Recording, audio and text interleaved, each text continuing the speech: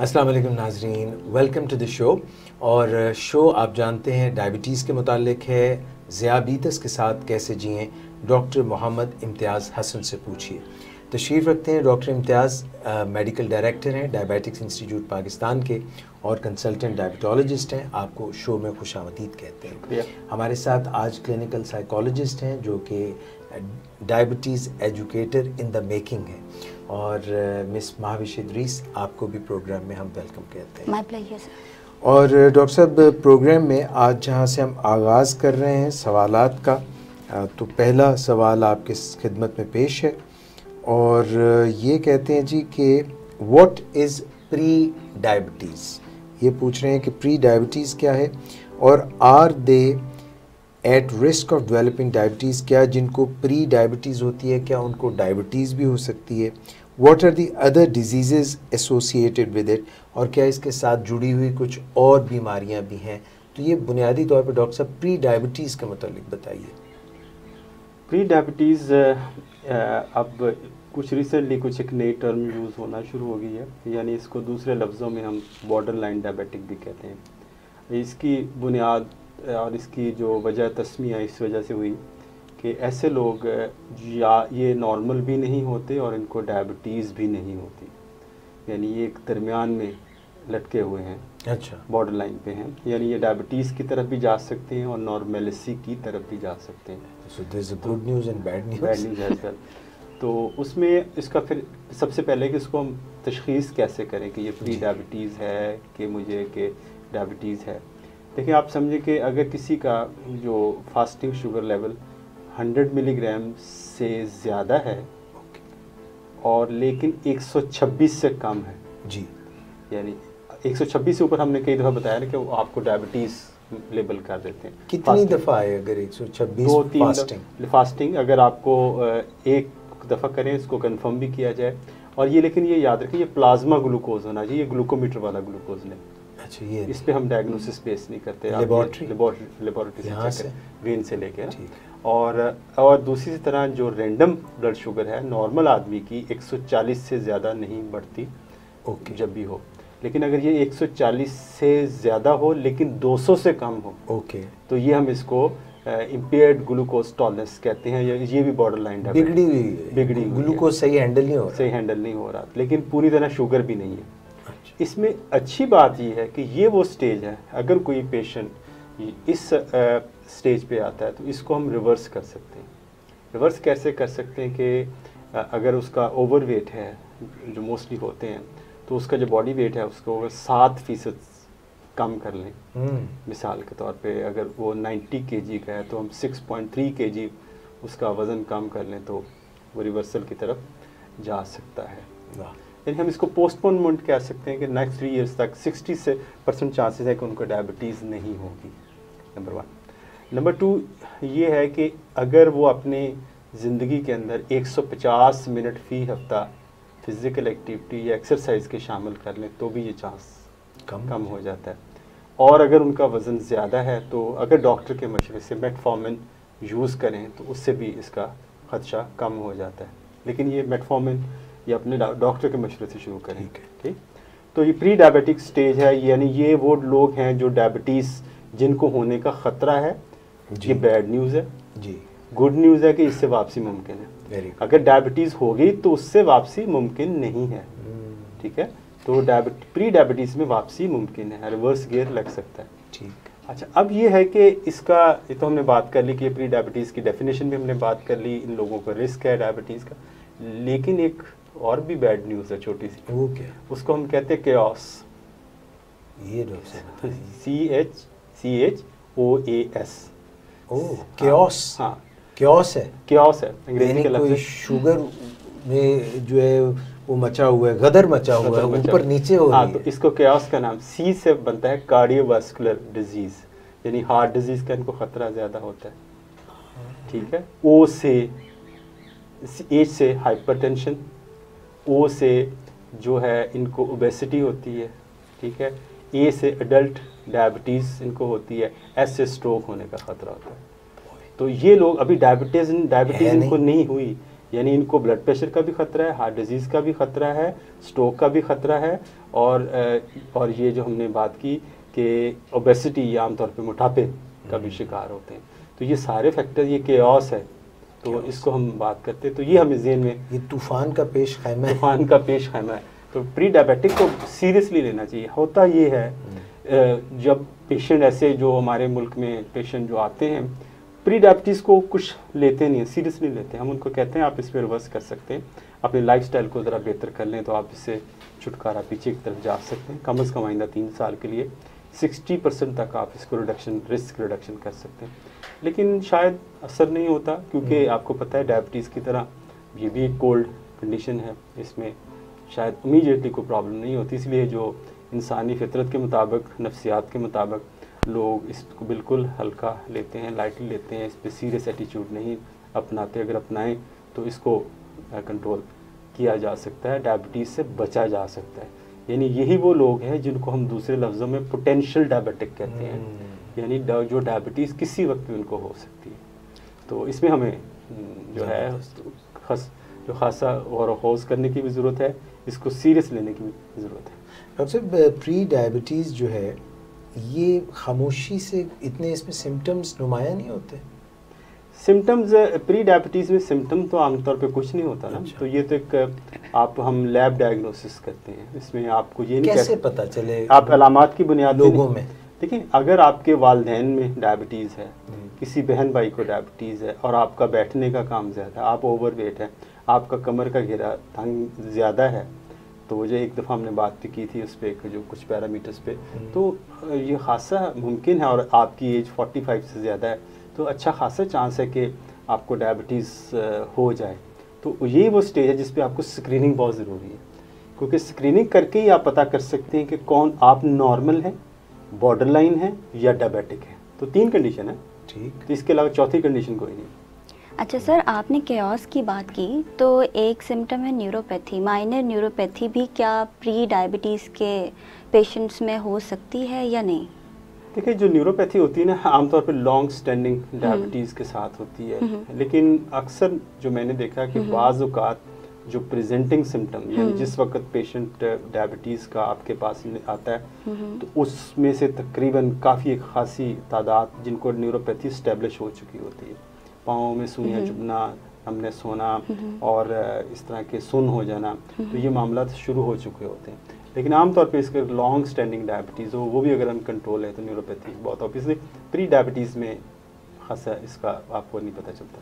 अच्छा डॉक्टर साहब, जिस तरह प्री डायबिटीज़ की बात करें कि चेक किया, कोई वजह बनी, तो ये सामने आया कि भाई इसकी नॉर्मल नहीं थी, इसकी टोटल जिसको कहना चाहिए फ्रैंक डायबिटीज़ भी नहीं है, वो दरमियान में। प्रेगनेंसी में कुछ ख़वातीन को डायबिटीज़ जैसे नज़र आने लगती है, और जब प्रेगनेंसी ख़त्म हो जाती है तो वो गायब हो जाती है। इसको हम, जिसको गेस्टेशनल डायबिटीज़ कहते हैं, जिसको GDM का नाम दिया जाता है, G से गेस्टेशनल, D से डायबिटीज़ मेलाइटस का नाम है।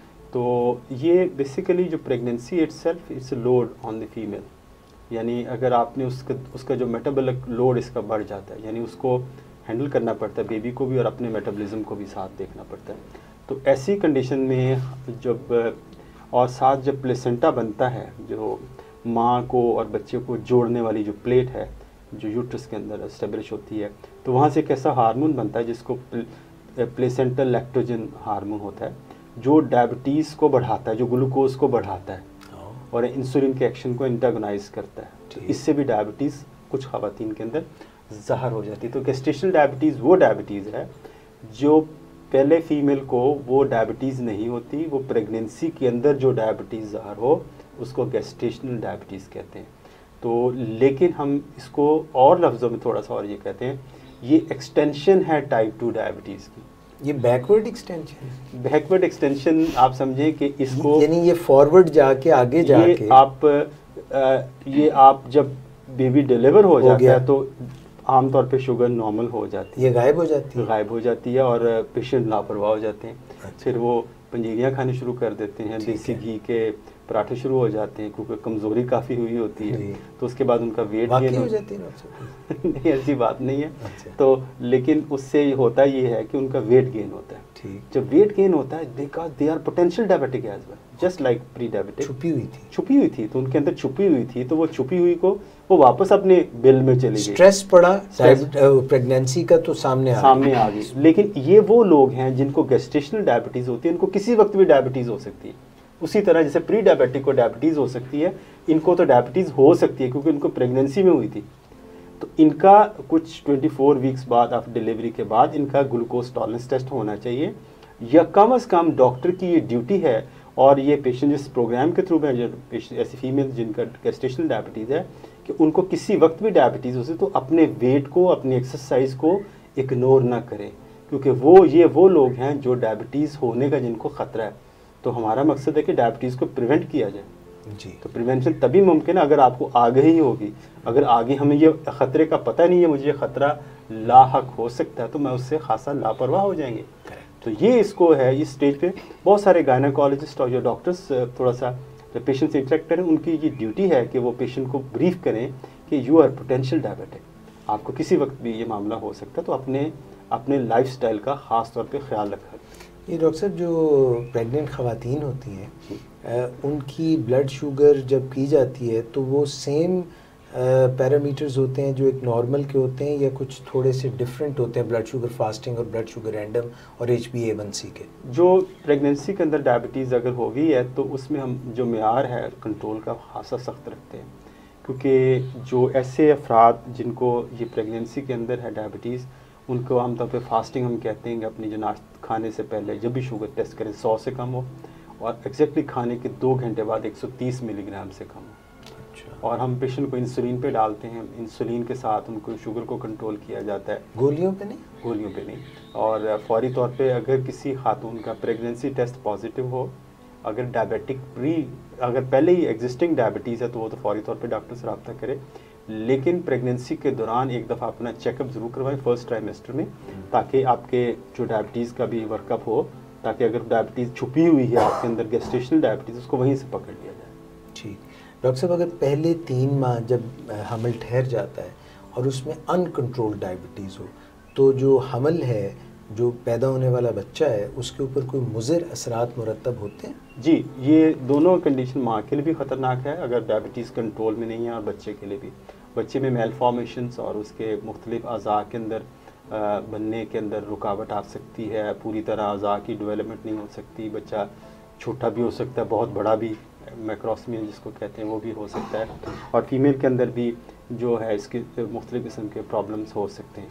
तो इसको बड़ा सीरियसली लेने की ज़रूरत होती है कि हमें प्रेगनेंसी के अंदर जो डायबिटीज़ है उसको बहुत सख्ती से कंट्रोल करें इससे। और लेकिन एक अच्छी बात जो मैं देखता हूँ कि प्रेगनेंसी के अंदर कंप्लाइंस का कोई इशू नहीं होता। अच्छा। आप ख़वातीन को कहते हैं आप 4 दफ़ा इंजेक्शन लेंगे, वो 4 दफ़ा भी लगाएंगे, वो because they are push to do so, कि उनका जो है कि उसको कंट्रोल करना उन पर थोड़ा सा वो काफ़ी इसमें मोटिवेटेड होते हैं, क्योंकि मोटिव है आपके सामने, तो उसके लिए उसको कंट्रोल वो खासा अच्छा तरीके से कर लेती हैं। बहुत सारी पेशेंट वो अपनी एक्सरसाइज को छोड़ दी, वॉक को छोड़ दीजिए, हमें तो प्रेगनेंसी, हम क्यों वॉक करें, हमारा वो कुछ मुश्किल होती है। अगर आपके डॉक्टर ने मशवरा दिया गायनाकोलॉजिस्ट ने, फिर तो ना करें। अच्छा। लेकिन अपनी लाइट वॉक, अपनी डाइट का ख्याल उसी तरह रखना है। अच्छा, सबको मना नहीं है? सबको मना नहीं है ना, तो आप उसी तरह रखें जैसे आम डायबिटिक पेशेंट को हम कहते हैं। अच्छा डॉक्टर साहब, ये इत्तेफाक से हमने क्योंकि प्री डायबिटीज़ की बात की, फिर हमने जेस्टेशनल डायबिटीज़ हमल के दौरान, अब मैं एक तीसरा सवाल इससे मिलता जुलता करने लगा। ये डॉक्टर साहब कोई हनीमून पीरियड भी होता है डायबिटीज़ में?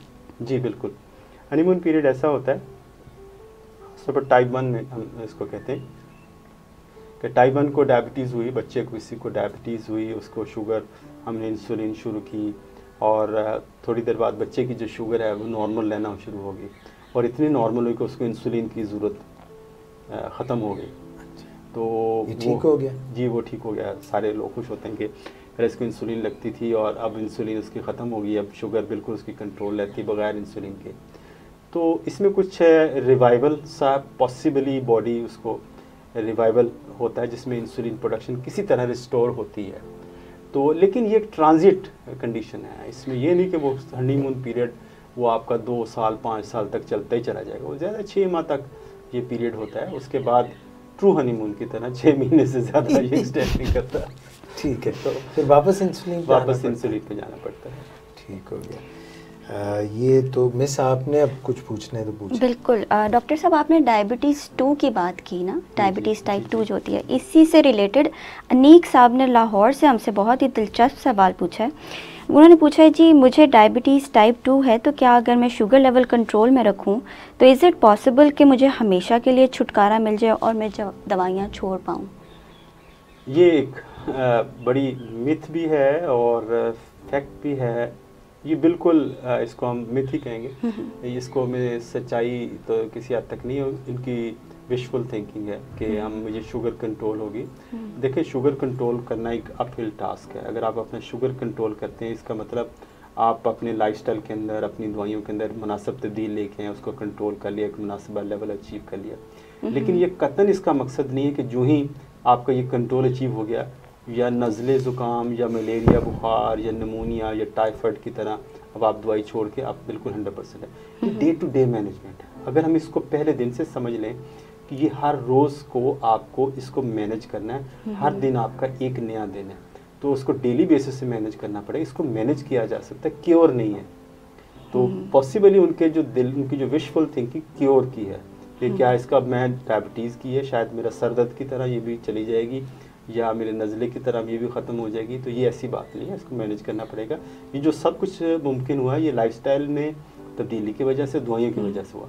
हाँ, अगर वो अब ये उनका अगला सवाल ये पैदा होता है, अब तो कंट्रोल तो होगी है, तो क्यों ना दवाई छोड़ दी जाए। ये बड़े लोग करते हैं अक्सर, मेरी शुगर ठीक होगी तो मैंने दवाई छोड़ दी, मेरा कोलेस्ट्रॉल, हाँ मेरा कोलेस्ट्रॉल ठीक हो गया तो मैंने छोड़ दी, मेरा ब्लड प्रेशर ठीक हो गया मैंने दवाइयाँ छोड़ दी। तो ये देखिए, ये क्रॉनिक कंडीशन है। दवाई छोड़ना किसी मशवरे के बगैर, टेक्निकल मशवरे के बगैर, प्रोफेशनल के मशवरे के बगैर, ये एक ब्लंडर है।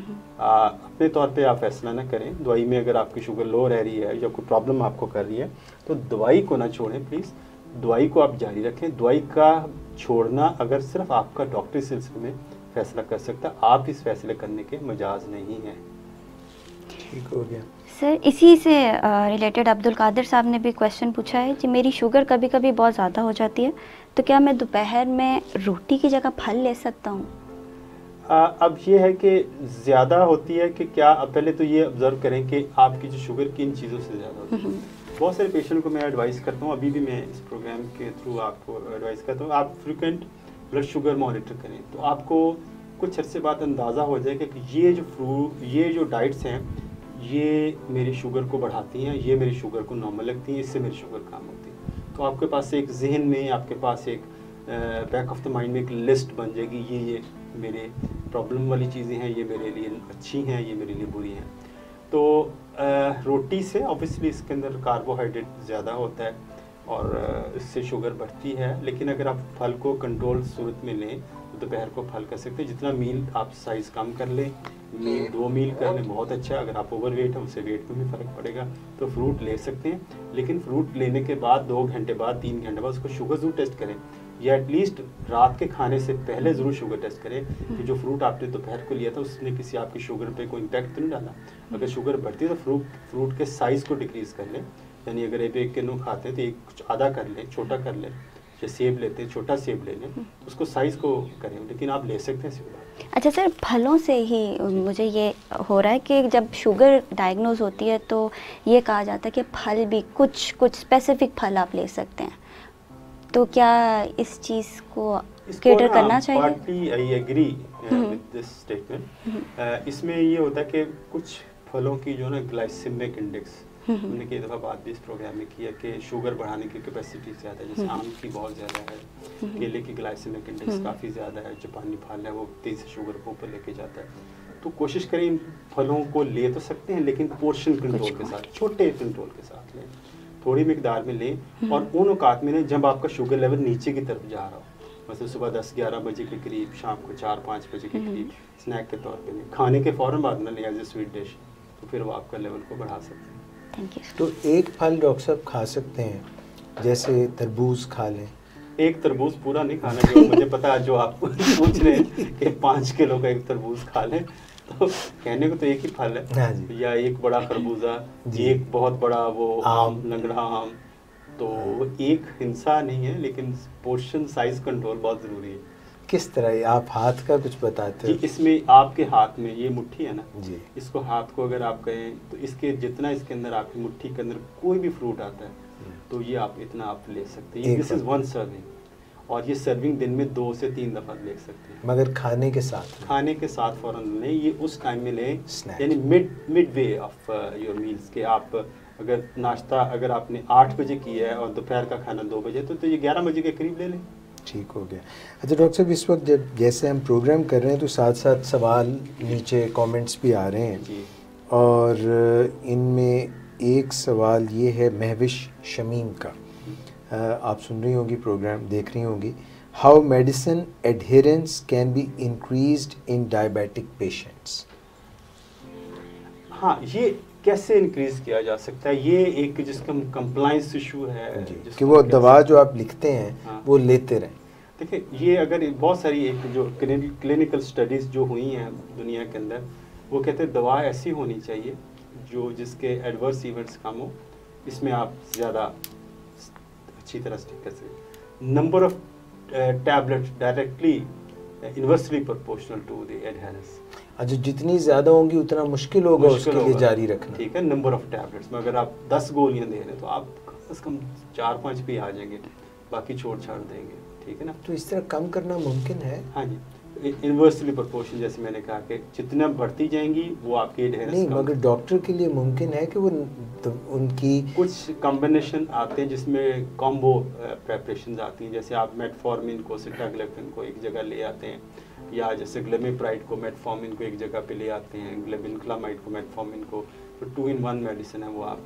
और फिर नंबर ऑफ जितने टाइम्स, अगर 3 to 4 टाइम्स लेते हैं कोई गोली, it is also inversely proportional to the adherence. बोझ पड़ जाता है, बोझ पड़ जाता है। 3 अगर आपको कहेंगे आपने 3 दफ़ा गोली खानी, आप भी मैं भी, अगर में कोई कहे तो हम 1 या 2 दफ़ा लेंगे, तीसरी दफ़ा कभी कभी 3 दफ़ा ले लेंगे। ठीक है। तो जितना टाइमिंग आप नंबर ऑफ इनटेक्स बढ़ाते जाएंगे कि इतनी दफ़ा दिन में 3 दफ़ा हो जाता है, एडहेरेंस आपकी कम होगी। गोलियां ज़्यादा हो तब भी एडहेरेंस कम, जी। नंबर भी ज़्यादा हो, ज़्यादा बार लेनी हो तब भी एडहेरेंस कम। और जो मिनिमम साइड इफेक्ट के साथ अगर कोई दवाई ली जाए जिसके साथ उसके साथ एडहेरेंस काफ़ी होती है, वाह। बेहतर होता है। तो इसमें हम जो ये फिजिशियंस के लिए आप उन अद्वियात को सेलेक्ट करें जिसके साइड इफेक्ट कम है, नंबर ऑफ टैबलेट कम रखें 2। ठीक है, और जो नंबर ऑफ जो टाइम्स है इनटेक है, सुबह दोपहर शाम सोने से पहले, तो इस किस्म की चीज़ें ना रखें। 1 या 2 दफ़ा आसानी पैदा करें। 1 दफ़ा लें उसकी एडहेरेंस बहुत ज़्यादा है, 2 दफ़ा लें थोड़ी सी कम हो जाएगी, 3 दफ़ा लें तो बिल्कुल काफ़ी मुतासर हो जाती है। ज़बरदस्त हो गया। अच्छा डॉक्टर साहब, इसके अलावा सवाल महविश शमीम का है कि मेरी वालिदा को डायबिटीज़ है, मेरे चांसेस क्या हैं डायबिटीज़ होने के? वैसे इन्होंने अपनी कोई एज वेज कुछ नहीं बताई, बस एक ऐसे सवाल किया। ये तो चांसेस तो बहुत ज़्यादा हैं, चांसेस हैं। ठीक है, जैसे हमने बात की कि माइट बी शी अल्लाह करे ये नॉर्मल हो, लेकिन इनको अपने टेस्ट करवाना चाहिए, ख़ास तौर पे फास्टिंग शुगर और HbA1c टेस्ट स्क्रीनिंग के तौर पे ज़रूर करवाएं। तो क्योंकि मदर को होना या फादर को होना या किसी बहन भाई को होना, मैं तो ये कहता हूँ कि आप ये समझे हुई कि हुई हाई चांस। जी, हाई चांस। हाँ जी, मैं साहब ने पूछना है या मेरी बारी है? सर आप अच्छा, तैयबा अली हैं, जी। कहती हैं कि आपने जो सवाल लिखा है हम अभी पूछ रहे हैं डॉक्टर साहब से। मेरी शुगर अक्सर बहुत लो हो जाती है और जब मैं उसको कवर करने के लिए कुछ मीठा लेती हूँ तो शूट कर जाती है। Please guide how to manage both problems. आपकी शुगर इनकी लो हो जाती है, लेकिन उन्होंने ये नहीं मेंशन किया कि ये इंसुलिन पे हैं, गोलियों पे हैं, किस चीज़ पे है। ये बहुत ज़रूरी है। ठीक है ना? तो अच्छा, इसमें एक और बात जो बड़ी इम्पॉर्टेंट है, बहुत सारे हमारे जो डायबिटिक पर्सन हैं वो डिफेंसिव ईटिंग के आदी हो जाते हैं। वो क्या होती है डॉक्टर साहब? डिफेंसिव ईटिंग होती है कि आप शुगर को लो से बचने के लिए आप हाई रखने की कोशिश करते हैं कि कहीं मेरी लो ना हो जाए, लो तो आप ज़्यादा खाना शुरू करें। लो से कुछ बॉडी के ऊपर, बॉडी के अंदर थोड़ा सा एक एबनॉर्मल फीलिंग आती है, घबराहट होती है, ठंडे पसीने आ सकते हैं, और कुछ लोग बहुत ज़्यादा घबरा जाते हैं इससे, और शुगर जो नीचे जाती जाती उनकी जो प्रॉब्लम्स बढ़ती चली जाती है। तो उससे उस एबनॉर्मल फीलिंग से बचने की खातिर वो डिफेंसिव ईटिंग, यानी फ्रिज को खोला खा लिया, वो बड़ा कुछ खा लिया ताकि लो ना हो। तो लो से बचने की खातर वो हाई पे रखने के आदी हो जाते हैं। ये एक बहुत बुरी बात। तो ये सारा इनका ट्रीटमेंट प्लान रिव्यू होना चाहिए कि इनकी शुगर बार बार लो क्यों हो रही है, क्या इनके ट्रीटमेंट में इसको देखने की ज़रूरत है, क्या ट्रीटमेंट में जो इनके जो गोलियां शामिल हैं या इंसुलिन शामिल हैं उसकी मिकदार क्या है, क्या वो लो कम करने वाली गोलियां कितनी हैं और बाकी जो नॉर्मल रखने वाली वो कितनी है। वैसे मेटफॉर्मिन से ग्लूकोज लो नहीं होता, सल्फोनाइल यूरिया की से आपका ब्लड शुगर लो होता है, तो उसकी मिकदार को कम किया जाए ताकि ये जब बाद में जब लो होती है, जब ये खा लेते हैं, और कुछ लोग इतने ट्रेन हो जाते हैं वो लो होने का इंतज़ार करते हैं और उन्हें फ्रिज में पहले खीर बना के रखी होती है और कस्टर्ड बना के रखा होता है इन प्रिपरेशन कि हमारी लो होनी है आज रात को, आज पार्टी होगी। तो ये तो ना, तो फिर वो लो का इंतज़ार करते हैं, तो वो उनकी फिर अब जो ही अभी गर्मियाँ आएंगी तो आम से उनकी फ्रिज भर जाएगा, तो वो तैयारी होगी लो से बचने के लिए कि आज लो करनी है मैंने शुगर, तो फिर मैंने आम खाने, तो उन्होंने प्लान किया होता है। लेकिन ये तफन्नुन कह रहा हूँ, लेकिन हमें ये इस बात को देखना चाहिए कि इनका आपका शुगर लेवल कौन सी चीज़ काम कर रही है, ट्रीटमेंट प्लान इनका रिव्यू होना चाहिए ताकि लो की तरफ ना जाए, एक नॉर्मल लेवल है उसको ये मेंटेन रखें। डॉक्टर साहब, ये जिस तरह से स्विंग नहीं होती पीइंग द होलारा, एक शुगर जब हाई होती है फिर उसके बाद दवाई ली, नीचे आई फिर हमने कोई मीठी चीज़ खा ली, वो कौन सी चीज़ें हैं जो शुगर जहाँ पे रुकनी चाहिए, मसलन हम ऐसा कह लेते हैं कि रैंडम शुगर जो थी किसी की वो पहले 250 थी, फिर उसने कोई दवाई ली जैसे आप लोगों ने बताया वैसे उसने किया और वो नीचे जाके कोई 90-80 पे चली गई, फिर वो कैसी चीज़ें उसने ली जिसकी वजह से वो बढ़ती हुई फिर 300-350 पे आ गई। वो इसमें देखें जो हम गलती हमारे पेशेंट वो करते हैं कि वो प्लेन ग्लूकोज लेते हैं, अगर थोड़ी सी भी अगर लो की तरफ बजाय कि वो सॉलिड चीज़ मतलब फ्रूट ले लें या कोई ऐसी चीज़ रोटी पे थोड़ा चीनी नहीं ठीक रहेगी या बोतल पी लेंगे तो शुगर बहुत तेज़ी शूट करेगी क्योंकि उसके अंदर फ्री ग्लूकोज ज़्यादा है। अगर सीवियर हाइपोग्लाइसीमिया ऑब्वियसली उसमें फिर आपको ये लेना चाहिए। लेकिन बहुत सारे लोग जूसेस और फौरी तौर पे ऐसी चीज़ें इस्तेमाल करते हैं जिससे शुगर बड़ी तेज़ी से ऊपर जाती है। इन चीज़ों को वक्ती तौर पे थोड़ा सा इस्तेमाल करें ताकि आपका वो रिवाइवल हो जाए। तो आप बाकी चीज़ को मेंटेन करें, सॉलिड चीज़ लें।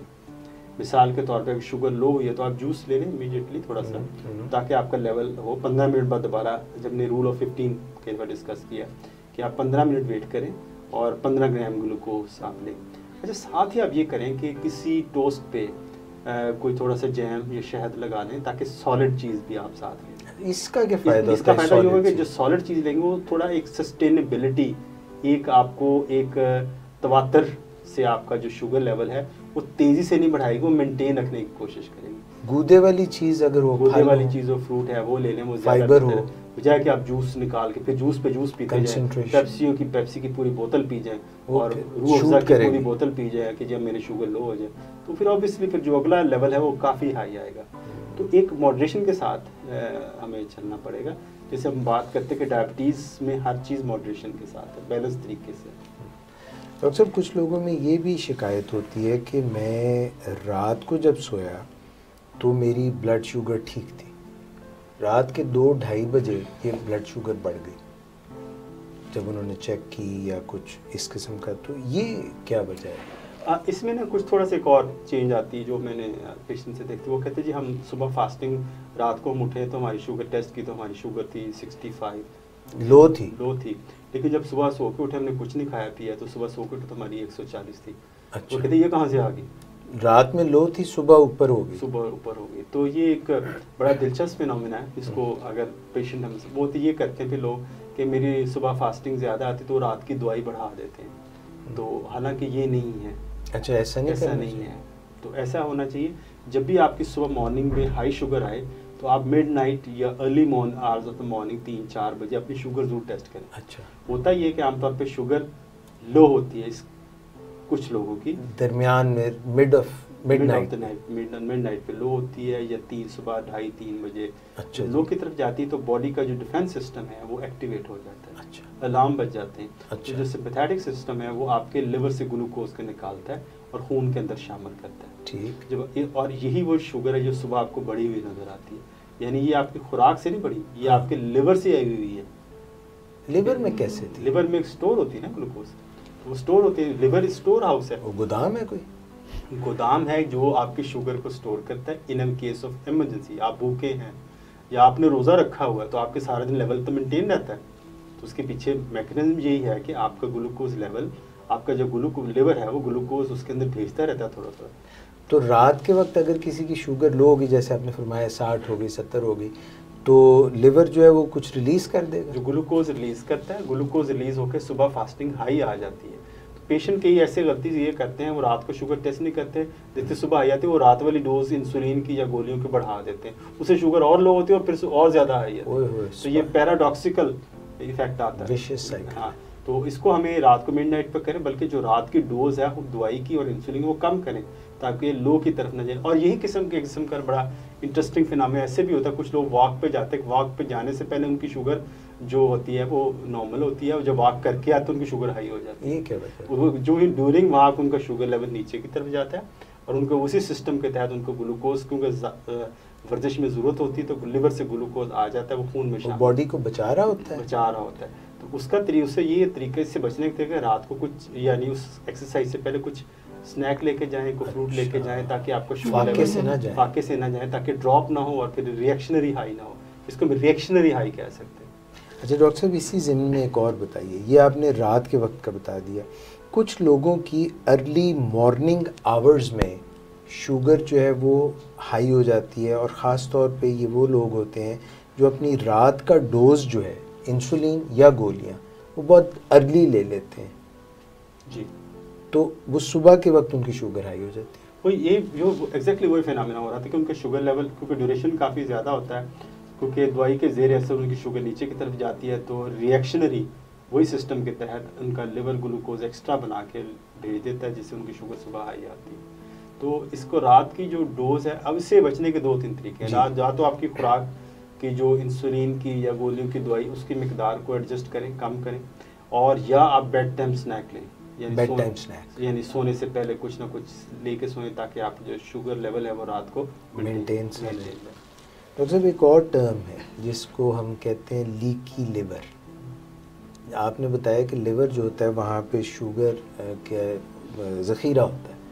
ये लिवर जो है, हमने तो देखा टैप पुराना हो जाए तो वो टिप टिप टिप गिरता है, ये लिवर भी लीक कर जाता है? लिवर लीक ऐसे जो है कि अगर एनाटॉमिकल सेंस में तो लीक नहीं करता कि अब बाकी को लीक कर गया। अच्छा। तो फिजियोलॉजिकली फंक्शनल लिहाज से वो लीक कर सकता है। वो ये होता है कि ऐसे डायबिटीज़ का बेसिकली ना जी, जो हम इंसुलिन है हमारा लबलबा बनाता है, वो करता क्या है जी, जो इंसुलिन है उसके इंसुलिन के 2-3 एक्शन है, अगर हम समझ लें जी। इंसुलिन क्या करती है कि आपकी जो ग्लूकोज है जो खुराक के ज़रिए हमने हासिल किया उसको आपके जो पेरिफेरल टिश्यू यानी मसल्स में फैट सेल के अंदर डिपॉजिट करवाती है और लिवर में डिपॉजिट करवाती है जो फालतू हो गया। तो जब हमारे जिस्म में इंसुलिन की कमी हो जाती है जो डायबिटीज़ में होती है, तो हमारी ये जो ग्लूकोज है जो खून में आया ये लिवर में डिपॉजिट नहीं होता, ठीक है। और यही जो इंसुलिन है ये आपके ग्लूकागॉन जो ग्लाइकोजेनोलाइसिस यानी ग्लाइकोजन जो ग्लूकोज की स्टोर्ड फॉर्म होती है लिवर में, उसको ये सप्रेस रखती है, दबा के रखती है, यानी ग्लूकोज को रिलीज नहीं होने देती इंसुलिन। ग्लूकोज जो इंसुलिन की कमी होती है ग्लूकोज रिलीज होना शुरू हो जाता है अननेसेसरीली, जिसकी जरूरत नहीं है। तभी तो ग्लूकोज इतना बनता है कि आपका sugar level hepatic glucose output जिसको हम कहते हैं वो इंक्रीज कर जाता है, खासतौर पे रात को आमतौर पे, तो इससे आपका शुगर लेवल डिस्टर्ब होता है। तो ऐसे लगता है जिस तरह लिवर में से टिप टिप टिप। तो डॉक्टर साहब मैं सिर्फ एक जल्दी से रिव्यू देख लेता हूँ कि यहाँ पे कोई और सवाल अगर इंटरेस्टिंग है तो वो भी आपसे पूछ लेते हैं। ये जनाब, अच्छा ये काफ़ी सारे कमेंट्स अपने जो लोग इस वक्त हमारा प्रोग्राम देख रहे हैं वो आपस में भी गुफ्तगू कर रहे हैं और अपनी अपनी राय भी दे रहे हैं। और अच्छा डॉक्टर साहब, आप पूछिए, मैं एक बात की थी स्विंग की, हाँ। कि कभी कभी बहुत ज़्यादा हो रही है, कभी Being the कभी हुलारा। या बीइंग द हुलारा, तो कभी बहुत कम हो रही है। लेकिन कुछ जो पॉपुलेशन है, डायबिटिक पॉपुलेशन है, उसमें ये स्विंग बहुत ज़्यादा है। कभी उनकी शुगर बहुत ज़्यादा एकदम हो रही है, कभी बहुत कम एकदम हो रही है। ये जो ओकेजनल इन्फ्लेशन और डिप्रेशन का जो फेज़ आ रहा है उनके ऊपर, तो क्या ये कोई एडवर्स हेल्थ इफेक्ट भी उनको दे रहा है? जी बिल्कुल, खास तौर पे इसको हम कहते हैं पीक्स एंड वैलीज। ठीक है, पीक्स ये हैं कि आपका शुगर लेवल बहुत हाई रहता है और वैलीज बहुत लो रहता है, बहुत कम।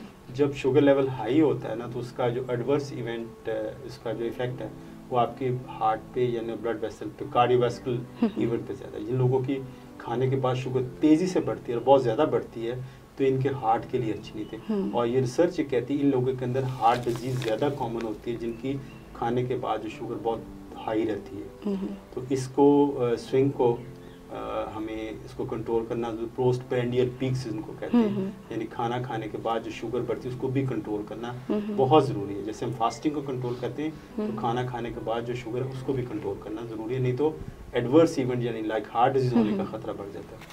अच्छा, ये डॉक्टर साहब बड़ा इंटरेस्टिंग, सादत साहब हमें फ़ोन भी करते हैं जी। और मेरा ख्याल है कि इतने दिन से प्रोग्राम देख रहे हैं और डॉक्टर साहब की बातें भी सुनते हैं, तो मगर सवाल फिर भी आपने जो ऐसा किया जो डॉक्टर साहब से मैं पूछता हूँ शिकायतन।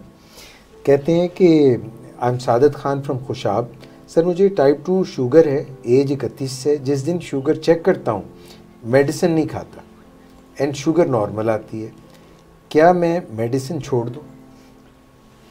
अभी ये भी उन्होंने मेंशन, ये मेडिसिन खाते कौन सी है ये नहीं बताया। ये डिपेंड करता है ना, अगर ये हमें लिख के भेजें तो फिर हम बता सकते हैं अगर लेकिन मैं आपको फिर भी ज़ुबानी इनका सवाल से पहले जो बताना चाहूँगा कि जो भी गाइडलाइन है वो ये कहती है लाइफस्टाइल मॉडिफिकेशन। जब शुगर का पेशेंट बन जाए कोई, उसको lifestyle modification, diet, exercise plus metformin, okay, तीन चीज़ें हैं। अगर इसके बगैर आपका कोई भी मेडिकल की बुक जो डायबिटीज़ को चैप्टर है वो कंप्लीट नहीं होता। तो ये तीन चीज़ें तो लेनी लाजमी है। डिपेंड करता है, अगर मेटफॉर्मिन इंटॉलरेंस है यानी वो बर्दाश्त नहीं कर सकते, उनको उसकी प्रॉब्लम आती है, कोई मैदा ख़राब होता है या कोई और चीज़, तो फिर हम दूसरी अद्वियात का सोचते हैं, लेकिन दवा लेना ज़रूरी है। ठीक हो गया डॉक्टर साहब। जल्दी दो सवाल पिछली दफ़ा के रहते हैं। एक तो बड़ा छोटा सा है कि कमज़ोरी महसूस करता हूँ फिर टिका के खाता हूँ, क्या ये डायबिटीज़ के साइन हैं या ये मेरा पहला प्यार है? मैंने खुद से ऐड कर दी है। ये पूछा। अल्लाह करे इनका वो पहला प्यार भी ना हो गया तो लेकिन ये है कि भूख, देखिए डायबिटीज़ के लिए ना पहले ग्राउंड सेट होती हैं, आप क्लियर कट होते हैं। देखिए हमारी 2-3 चीज़ें ज़हन में रखें जी कि हम लोग जेनेटिकली साउथ ईस्ट एशिया के लोग जो प्रोन हैं, हम इंडियंस, पाकिस्तानी, बांग्लादेशी और श्रीलंकन, ये साउथ ईस्ट एशिया के जो लोग हैं, हमको डायबिटीज़ होने का जेनेटिकली ख़तरा ज़्यादा है। अब उस पे है तो जैसे किसी ने कहा था जेनेटिक्स लोड द गन, ठीक है, जेनेटिक्स वो आपकी गन को लोड कर देते हैं और environment it fires the gun. वाह, ठीक है। तो जब आपकी एनवायरनमेंट ऐसी होती है, आप खाना पीना ज़्यादा करते हैं, एक्सरसाइज छोड़ देते हैं, वो जो गन लोड की होती है वो फायर उसका चल पड़ता है। ठीक। तो ये इंटरैक्शन है बिटवीन जीन्स एंड एनवायरनमेंट। वाह। तो जब ये दोनों, ये एक पहले ग्राउंड सेट होती है, ये नहीं कि आप आउट ऑफ ब्लू आ रही है जी, तो आप प्रेडिक्टेबिलिटी हमारी पॉपुलेशन के अंदर बहुत ज़्यादा है। मैं तो कई दफ़ा इस हद तक चला जाता हूँ, पाकिस्तान में 2 तरह के लोग हैं, एक तो जिनको डायबिटीज़ हो गई है और एक जिनको होने वाली है। अच्छा, तीसरे हैं ही नहीं। तो we are so genetically prone, तो आप उसको कितना उसको पोस्टपोन कर सकते हैं, ये बहुत ज़रूरी है। ये हमें जानना कि डायबिटीज़ नहीं है तो को खुशियाँ मनाने के लिए हम इसको रोकने का सोचें कि कैसे रोकना, कैसे इसको। डॉक्टर साहब ये कहते हैं my mother has diabetes since 10 years but now days it's between 250 and 350 using insulin and other tablets as well. ये भी कर रही हैं, 10 साल से 250-350 रहती है, कैसे करें शुगर का लेवल कम? और दूसरा सवाल ये कि विक्टोज़ा इंजेक्शन के बारे में क्या ख्याल है? हाँ बिल्कुल, इनका दुरुस्त है, शुगर लेवल इनका ठीक नहीं है और ख़ास तौर पे इनका लेवल मेरा ख्याल है इंसुलिन मेरे ख्याल मोस्टली जो कॉमनली ली जाती है वो 70-30 ले रही होगी मेरे ख्याल से। ओके। इसको प्री मिक्स्ड इंसुलिन के साथ प्रॉब्लम होते हैं, उसके अंदर वेरिएबिलिटी बहुत ज़्यादा है, आप प्रेडिक्टेबिलिटी एंड वेरिएबिलिटी काफ़ी ज़्यादा है। आप प्रेडिक्ट नहीं कर सकते कि कितने, कब ये लो कर देगी, कब ये हाई कर देगी। तो इसका बेहतरीन तरीका है कि इनको बेजल बोलस थेरेपी पे आएँ। अच्छा जी, वो क्या होती है डॉक्टर साहब? ये ऐसी एक इंसुलिन है जो 24 घंटे है, जिसका खून में असर है, ग्लार्जिन जैसे है, और हर खाने से पहले मील टाइम इंसुलिन लें, शॉर्ट एक्टिंग जी। अगर नहीं कंट्रोल हो सकता तो फिर हम बाज़ औक़ात अगर पेशेंट का वज़न ज़्यादा है और इंसुलिन की डोज ज़्यादा है और वज़न बढ़ रहा है तो उस वक़्त ये लीराग्लूटाइड जिसको विक्टोज़ा कहते हैं वो भी ऐड की जा सकती है, ऐड ऑन थेरेपी के द्वारा। अच्छा अच्छा अच्छा। डॉक्टर साहब आखिरी सवाल है आज का। 43 साल उम्र है और my parents both are diabetic, I am 43 years old and what should I have to do cure myself? ये मुझे समझ नहीं आई। 43 साल उम्र है, दोनों वालिदैन को डायबिटीज़ है, क्या करूं जिससे मेरी डायबिटीज़ क्योर हो जाए? और इनको साथ इनकी तो है ही नहीं, इनको तो इनके वालिदैन को है। My parents both are diabetic, I am 43 years old, what should I have to do to cure my myself लिखा है। अच्छा, वो मैं से क्योर इसलिए चाह रहे हैं कि वो ऐसी चीज़ चाह रहे हैं कि उनके जो डायबिटीज़ उनको हो ना, मेरे ख्याल से ये वो चाह रहे हैं कि मेरे अम्मी अब्बू को शुगर है तो और मुझे तो नहीं पकड़ा तो नहीं जाऊंगा। तो पकड़ने के तो गन तो लोड हो गई, गन तो लोड हुई हुई है, जेनेटिक्स है। हाँ। अब आप एनवायरनमेंट में आपने लड़ना है, आपने डाइट को कंट्रोल करना है, ठीक, और उसी तरह करना है जिसने डायबिटिक करते हैं। रेगुलर एक्सरसाइज, अगर आप ओवरवेट हैं जैसे हमने बात की 56 kg 4 फुट 10 इंच, इसको बीएमए हमें कैलकुलेट करना पड़ेगा, शायद मेरे ख्याल से थोड़ा सा स्लाइटली ओवरवेट है। तो इसमें रेगुलर एक्सरसाइज कम और से कम आर्थराइटिस भी है। 150 मिनट्स फिजिकल एक्टिविटी। अब मैंने बात फिजिकल एक्टिविटी, मैंने वॉक की बात नहीं की, जॉगिंग की बात की। फिजिकल एक्टिविटी बहुत सारी एक्सरसाइजेज हैं जो आप एक कमरे के अंदर कर सकते हैं, एक बरामदे के अंदर कर सकते हैं। जैसे हमने एक प्रोग्राम आपने ही किया था योगा पे, जी तो जी जी, योगा अगर वो सीख जाते हैं, किसी योगा क्लास के अंदर हिस्सा लें तो उसमें तो आपको जोड़ों का भी मसाइल काफ़ी बेहतर होंगे, आपकी शुगर लेवल भी बेहतर होगी, तो शुगर से निजात।